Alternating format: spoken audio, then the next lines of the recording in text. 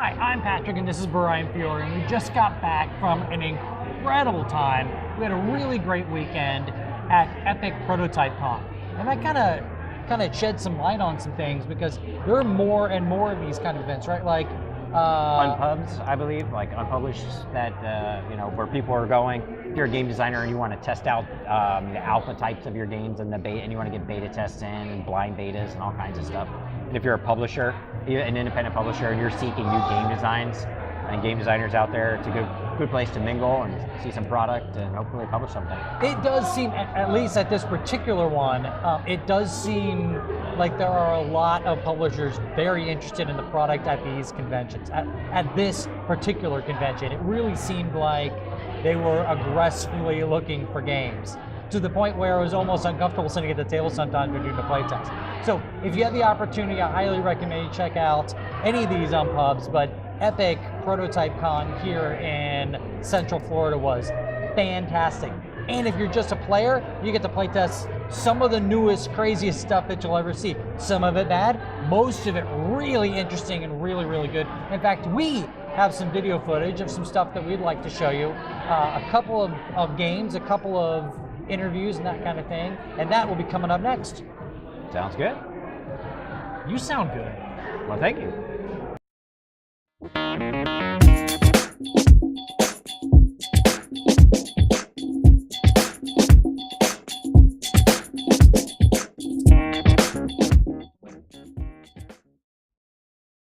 Hi everybody, I am Patrick with Just Got Played. This is Brian Fiore, Cassandra, and Daniel. We're going to do something a little bit different. Normally we talk to publishers, normally we talk to game designers, but we're actually going to do a little bit of a treat and let you listen to us talk to game manufacturer representatives. They don't actually cut the cardboard. Sometimes. Do you? No. But, I overspoke. But we're going to ask them some really riveting questions. Brian, please start with Cassandra and... Actually, I'm sorry, I'm going to take that back. Cassandra, tell us who you work for currently at the moment and how you got started with that company. So it's Cassandra. Cassandra, did I say Cassandra? Yeah, you've been saying Cassandra. It's fine. I can't. No big deal. Don't ask me to say Daniel's Our last friend name here, either. Calliope. Cece, don't ask me to say Daniel's last name. I've known him for like 5 years. Yeah. Zayas? Zayas. Ah. Zayas. Like Yeah. Zayas. So it's my A, not the hard A. Correct. Gotcha. All right. Yeah. Zayas. Yeah. So I currently work for Wingo Games. They're based out of Huizhou, China, in Guangdong Province. How I got into manufacturing. That's a long story. So I've been playing board games and going to conventions since I was 6. I've been doing 5 conventions a year for the last 16 years of my life. I started playing board games with Settlers of Catan. I never learned Monopoly. Fun story. Do you know how to play now? Yes. Okay, good. Yes. I know how to Done. flip tables, sorry. Done. Had to flip the table. Exactly. It's the only game that requires it besides Scrabble.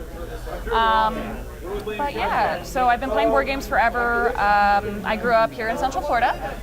Grew up in Sci-Fi City and then Cool Stuff Orlando, which used to be, well, is now Cool Stuff Maitland. And I now live in California.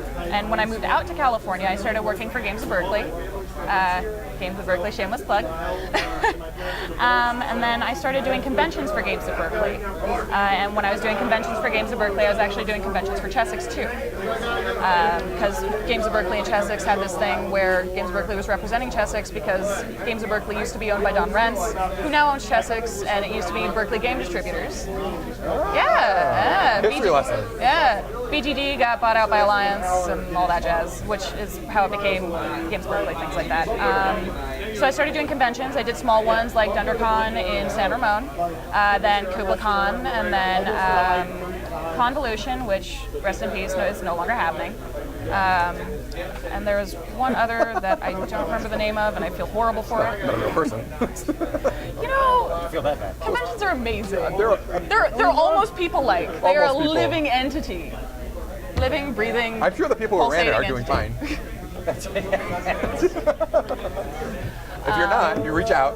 Patrick, So- Patrick's a sponsor. That's a problem. Was doing conventions for Games of Berkeley /Chessex. And then Don invited me out to Gen Con, where I did a few interviews and was working the Chessex booth for Don. And then I got an interview with Wingo, and Leon hired me right there. This could happen to you, although that does sound like a It's- lot of hard work it's- and a lot of years of dedication. It's a lot of being in the right place at the right time, to be absolutely honest. Well, you were also at the right place a lot before you did get hired. That's true. Hard work and determination pays off. Speaking of hard work and determination, Brian, do you know anyone that works hard? Oh, I know. I'm sorry, Daniel's right here. Daniel. Oh, what? I'm sorry. Sorry, not at all. Daniel, how did you end up at Longback? You've got a very long and distinguished history. Yeah, not as long in the industry. I guess I technically started as a community manager in Phoenix. There is a co-working space called Cahoots. It's still there. It's a large entity. If you were an entrepreneur in Phoenix, you know what Cahoots is. I worked for them at one point. I interned for them, then worked for them. That led to one of the members actually was obsessed with Puerto Rico. Yeah. One of Game those, or the actual island? yeah, the actual island, Okay. and, as well as the game. No, just the game. And so we started playing that every Thursday night, and then that evolved into hosting a community game night. And we played all sorts of games. I was onboarded to like 10, 15 new games a week, whether I played them or not. I got to observe them in action. Like 50 to 100 people every week showing up at this location. That's where it Oh, started. yeah. Yep, exactly. Exactly where it started. And then that led to me starting to blog regularly about Kickstarter, creating even a rubric of best practices to rank campaigns on, which kind of caught fire. In a good way. Not In a good way, yeah, in a good not way. like burned to the ground. Sure. Not a fire and- sale, is what you're saying. Right. And then producing regular content like that led to me developing a name for myself in the industry. That led to an opportunity opening up with Eagle Griffin Games, which I worked for a while, about a year or so. And then an opportunity opening up at Longpack to run their US sales side. And then I took that opportunity. And now I've been doing that for maybe 6-7 months, something like that. So yeah, so that's where I am now. Again, another story where you find something that you really, really love, and then you turn it into something, an actual occupation. So it's obvious, it's great that both get to do that. Brian, do you have any questions? I do have some questions. So your companies, do they only make tabletop games, or do they also make accessories, or anything like other toys, or anything like that? Give us like what is their capability? You wanna go first? Yeah, I'll go first. So we do a lot of tabletop, but we also do miniatures. All of our tabletop is produced in our factory. We own it. We employ all of our factory workers. We do tabletop, we do card games, we do accessories. We prefer not to do accessories separately, but we can. It just comes at a slightly higher premium because of minimum order quantities and things like that. And we do pretty much anything you can think of, honestly. If it's out there, we can do it. So a lot of customization and stuff like that. Yeah. Yeah, I mean, when you get to the level, it's all custom, right? Everything's Exactly. custom. No matter what you want, it can be done for the right price. Oh yeah. No matter what. And it's just on us to like figure out how to make that the best price for you to be able to end up going to sell that in the market. Exactly. Eventually, right? So, yeah, I mean, very, very similar explanation is all the printed materials are in-house, and then miniatures, wood, right, are outsourced. So you outsource your wood. Oh yeah. I outsource mine too. Only on the weekends. Only miniatures. Only miniatures. Yeah. So I got kind of a personal question. Sure. For you. What, and we'll start with you. What are some of your favorite titles that your company has got to fit, had a hand in manufacturing? Oh, sure. I would say one of my favorites is Birds of a Feather, which is actually a local game designer, done by a local game designer in San Francisco. We were carrying it in Games of Berkeley, and that's actually one of the really cool things. When I got to Wingo, I didn't realize they had done Birds of a Feather. And I'm like, oh, wait, what? So that was a really interesting thing, and it's one of my favorites. The solitaire up to 7 players. It's a really good game. It is a very good game. Daniel?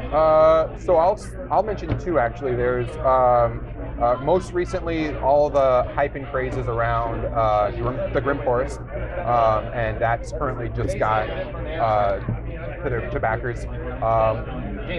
James Hudson, yeah, Druid City. That one was a really, really successful production. A lot of people like that there's a bunch of miniatures in there, and the fact that it's only $50, right? So I was just at New York Toy Fair, and like they were showing it off to retailers. Retailers were like, I can wait, MSRP is $50, right? And so we were able to make those numbers work, right? The other one is also notable is King Domino, which won the Spiel des Jahres last year.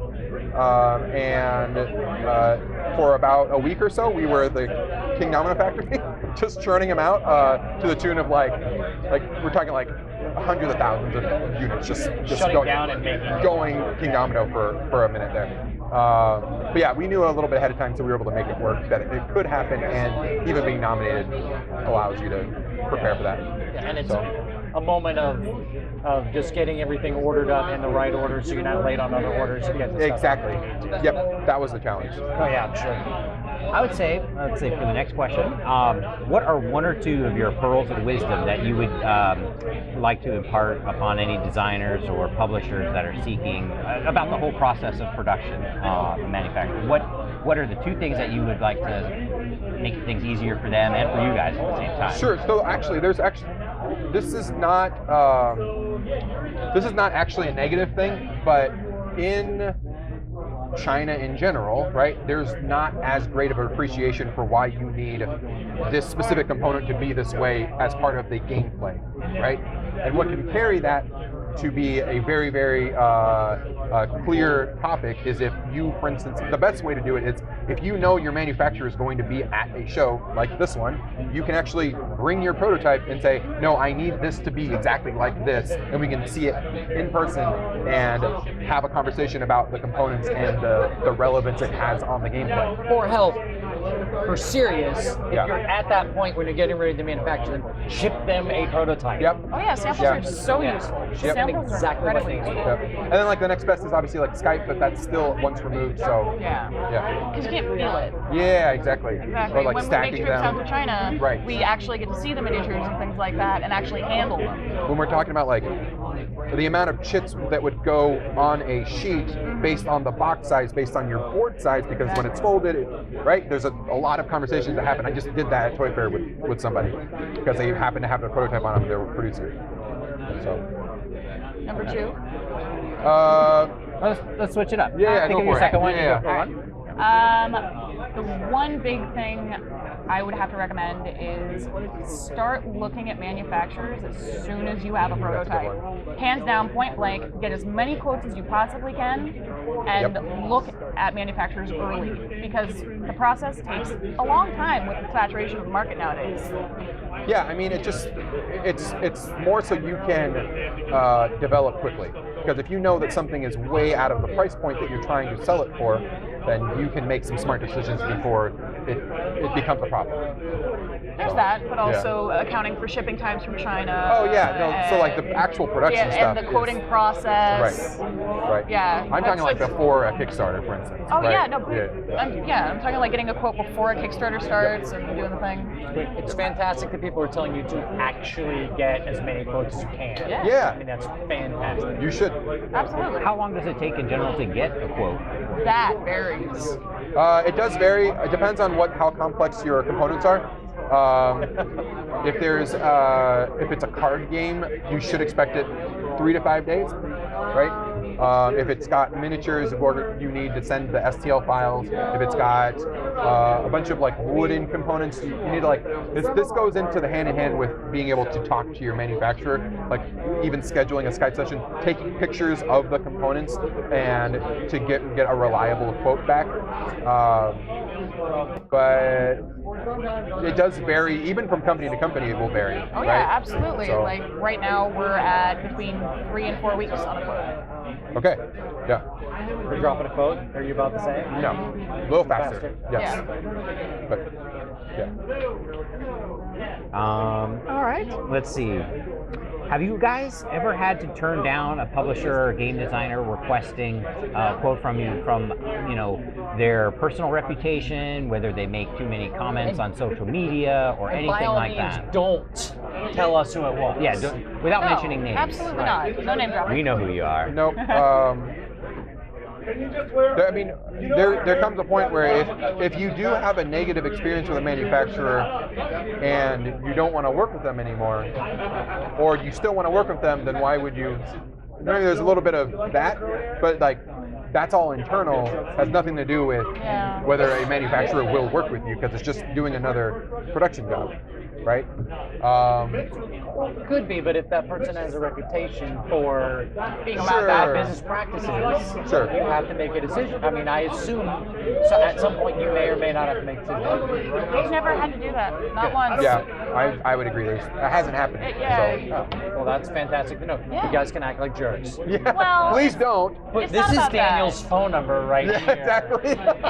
It's more about keeping the industry on its toes and honest. Like you Yeah. can't.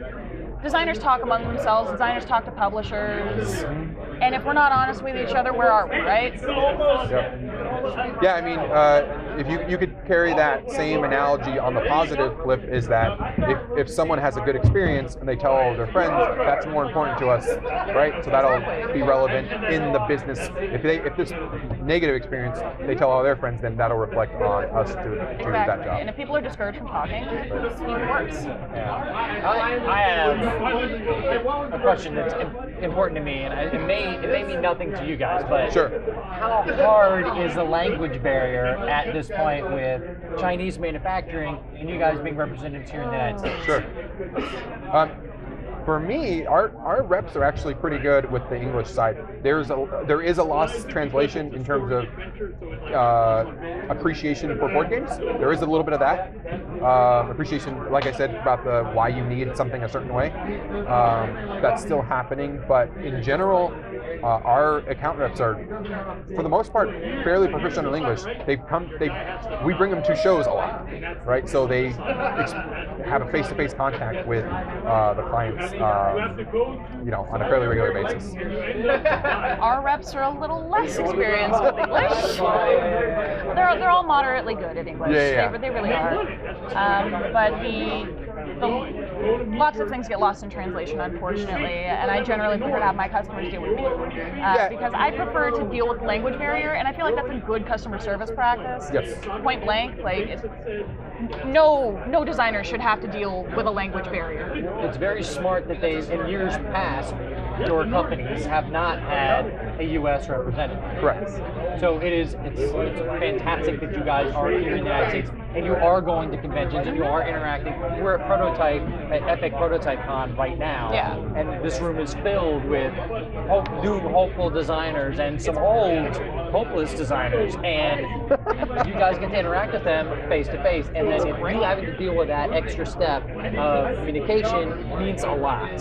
So specifically with both of your companies, it is a fairly new thing that you have U.S. representation here. Yeah. So even offering solutions to people who are closer to production than others, right? So I'm sure you've played some games where you probably want to do it this way. Exactly. Right? So aside from your day job, do you have any side projects of your own? Yes, too many. Let's start. What's your top one, and then we'll ping pong. That's back a good and question, forth. actually. My top one probably is the Kickstarter consulting. Okay. Just because probably, I guess, close to a year now ago, Kickstarter recognized me as a Kickstarter expert on their website, and that allowed me to officially open up consulting. Before that, I was doing a lot of stuff behind the scenes for a lot of projects. Then I was officially open to consulting, so I have a lot of clients. Some of them are actually here at this event, who are needing almost like a boot camp sort of bring up to speed in terms of what their best practices on Kickstarter, what are the best ways to pre-market your game, what are the ideal fulfillment, and all of the things that go along with publishing and marketing. Help out, right? You guide people very. I mean, that was almost kind of your niche at first when you first started board gaming. Is marketing. Yep. Yeah. But you also have what's that? You also have another little. Yeah. So I'm working on my own game, right? So that's like pulling teeth, Daniel. No. I did say I was going to ping pong back and forth. So you have an own game. Yes, but, exactly. do you have any projects that you're working on? Not particularly. I have a game that I'm working on concept for, but beyond that, I paint minis for commission. Nice. This is her home phone number, right? Yeah, exactly. When Cutie Mapatootie is a card game that I am developing. It is designed and developing. It's set in this crazy world that I thought of, and I'm trying to tell the story. This is going to be a weird campaign on Kickstarter, actually. I'm going to try and break the mold again of having a Kickstarter that is 100% like a narrative campaign that the benefit to you being in the Kickstarter is to hear the story, but you're also buying into the merch of this new IP, right? That is really the direction I'm going with it. So we'll see how it works out. It's all an experiment. So it looks fantastic. Yeah. I'm going on a almost a Ghibli type art style, which is really good. Yeah. Super cute. It's cute. It's just like you, Daniel. Thanks. That's adorable. I run a live show on Facebook called Daniel's Daniel's Digital Wonderland, which is me playing online on Tabletopia with somebody who is usually the designer of sometimes a media entity. Do they cry often when you destroy them? Yeah, I actually I've built a reputation. Daniel's very good, very aggressive. I am aggressive in games.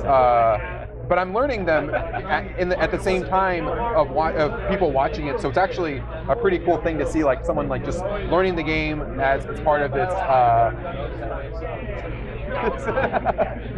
as part of the project. So yeah, and then I have my weekly blog series that I try to keep up with. I'm in a lull right now of not keeping up with my regular series. Yes. Very busy boy. So I wear many hats. You do, and other clothing items. Yes. High heels. I hope so. Yes. Underwear is preferred. Yeah. The just got played. Optional. Oh Optional. wait. Optional, Didn't but you preferred. lose a bet? You have to wear the just got played underwear. I don't even. Did I lose the bet? Yeah, you lost. Oh, okay. Well, I guess that's me. Power. We can get that on camera. Very small underwear. Some people are very sneaky with cameras. Some people know how to do things. What? I don't know. I have no idea what that Closing my blinds. All right, so I have one last question. What are the greatest struggles dealing with some newbie? Some new guy that's like, hey, this is the game I want, and these are the components that I want, and In general? like what are you facing? Or a more manufacturing side?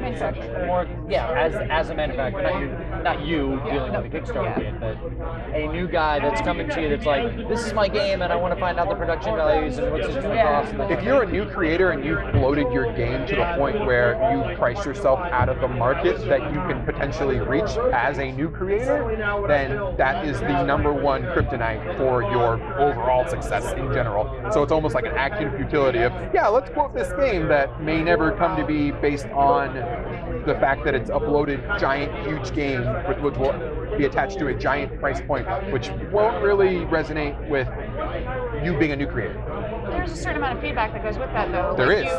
You get a request for a quote, and it's like, look at the materials. It's like this. There's so many parts of this game. Yeah. And generally, someone like me or Daniel would give suggestions. Yes, absolutely. Gentle suggestions.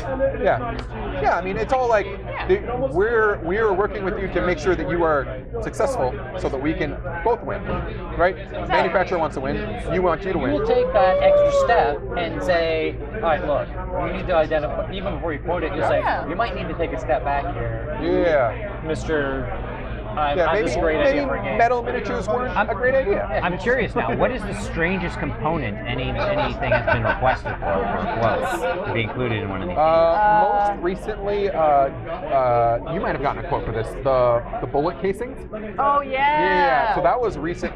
You can't export that, No, by the way, it's not a out thing. of China. That's It's not not a You thing. can't do that. Daniel's You can- tried. Daniel's trying to be getting game munition. In another life, I was arms. arms dealer. There's lots There of is a things restraining you order, can't but we get can't in or out of discuss China right now. So. Saying as someone who's been to China. That was I'm friends with the creators making it, but yeah, that was a no. That was not going to happen. But They went in grass. I mean, you can obviously reproduce in plastic. yeah, you can do something else to fabricate something Yeah. that will have that effect with the gameplay, but cannot be actual gun shell casings.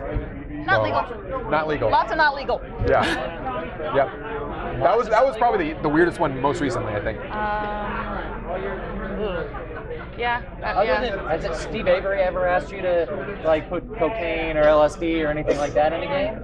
Oh wait, so speaking of Steve Avery, the Loot and Shoot was as a campaign that they're, I don't know, if it wasn't doing well on Kickstarter. There are a lot of reasons for that, but it was actually a cool gimmick to have the wooden guns. Very right? cool. We actually we played it. We loved it. To shoot it's a rubber band gun. To clarify, rubber band gun that's made of wood. Multi-shot rubber band gun.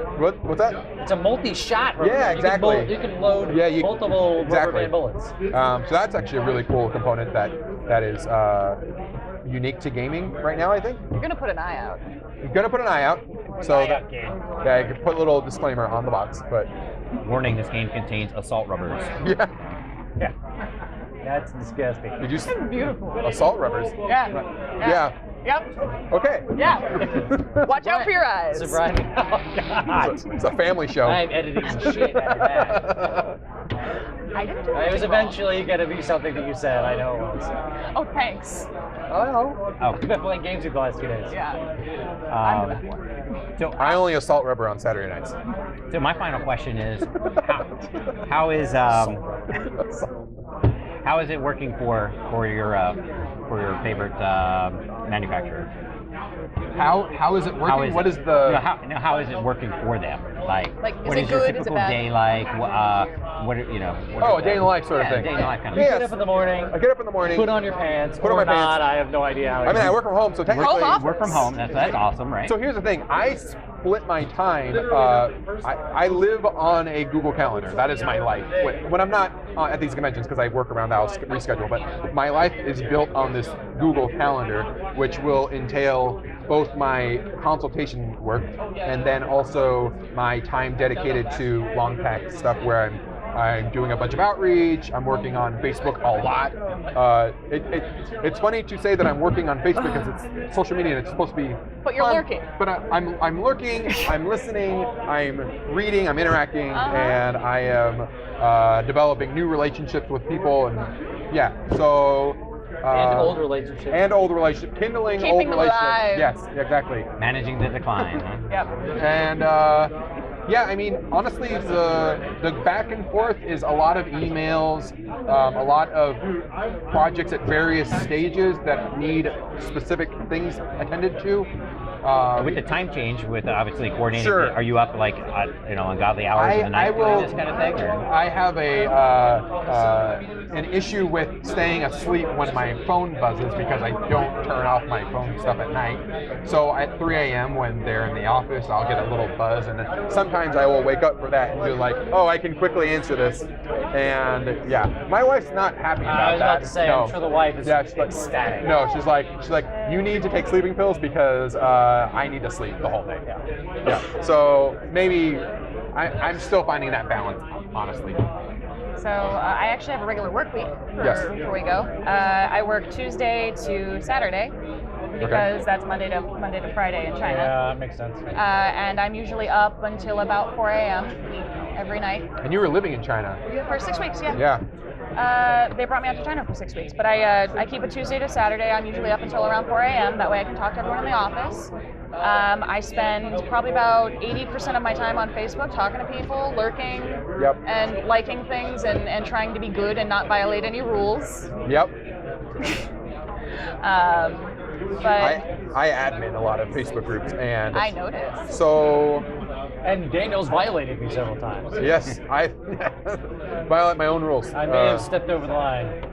Yeah, I mean, there's Facebook groups like the reviewers Facebook group, for instance, is a home for reviewers to build up and interact and in their own. We're not on that one. Oh no, not at all. We are. I'm just Yeah, kidding. you are. But it's not a place for reviewers specifically to like promote the work or for Kickstarters to promote, right? It's a very much a scholastic zone, right? So we try to keep that safe space there where there's other places to promote that same audience will potentially see it elsewhere. Digital ivory tower. Yeah, exactly. Digital ivory tower, that's a good one. Is there anything that either of you feel like maybe a question that we missed that you can give us some insight, something that maybe somebody else might want to know? If there's not, I'll edit that out and it'll just be gone. No, so I would say that here's something that a manufacturer won't tell you because it's not necessarily in their best interest, except that they might end up winning the business as a result of working with you. If you get a quote back and you don't like the number because you need to hit a target price point because you've done your homework about I need to fit within this market for my game and I need to hit this price point and this manufacturer is giving me this, you can come back with that also with the verification that it's not your game, that it's actually the manufacturer based on the other quotes that you have received that are apples to apples comparison. You can go to that manufacturer and say, hey, what's the deal? Why am I $2 up compared to your competition? And maybe there's been a mistake, right? That could very well be the case. Maybe there is not an apples to apples comparison. Maybe something's happening with the other quotes that are making it them under lowball the quote, right? By the same token, you can also give a target price. You can give a target price Give to a a target manufacturer price. price. Because we will ask. Yes, if you give a target price that you want it to hit, you will hit that price. It makes our job so much easier. Yeah. So much easier. And Because we will tell you how to that get gives there us too. that gives us actual working room to say maybe you can change this cardstock or finish or remove that foil stamping from the box for a minute until you hit some stretch goals. You can do a Kickstarter special. And then you can hit that price point. Right. Yeah. That's a really, really key advice for anyone who's doing manufacturing is have a target price point and offer that to a manufacturer to. And that was great. Have a price point. It was great. Yeah. And do a little research to find out what your game might actually fund at. Yes. Like something in that genre, especially if you're a new guy. Not every single new guy's going to knock it out of the park. You know, not everybody's Gloomhaven. So keep that in mind. Yeah, not everyone's Gloomhaven. Yeah, that's a good one. I want to say thank you very, very much. I mean, I know you're very, very busy. You've got an entire room full of people that want to talk to you. Yeah, it's a full room.